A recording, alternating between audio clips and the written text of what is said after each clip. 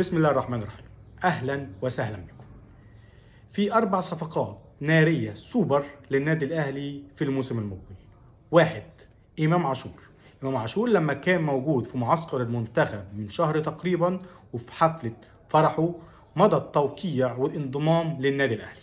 الصفقة الثانية مصطفى محمد هيرجع تاني لناديه السابق جلاتا سراي، وطبعا جلاتا سراي عايز ديانج باي طريقه وباي ثمن، وطبعا ديانج عايز يحترف بره، وهيبقى في صفقه تبادليه بين النادي الاهلي وجلاتا سراي، وهيكون في فرق فلوس طبعا للنادي الاهلي. الصفقه الثالثه تريزيجيه عايز هيرجع للنادي الاهلي، واحتماليه كبيره هيكون في النادي الاهلي. الصفقه الرابعه موليكا عايز يستغنى عن كل مستحقاته الماديه كلها لناديه التركي بس عشان يلبس التيشيرت النادي الاهلي. غير الصفقات المحليه اللي موجوده في مصر، اولها اسامه جلال مدافع بيراميدز، وتاني واحد ابراهيم عادل صانع العاب بيراميدز. تمام، اشوفكم في فيديو جديد. سلام.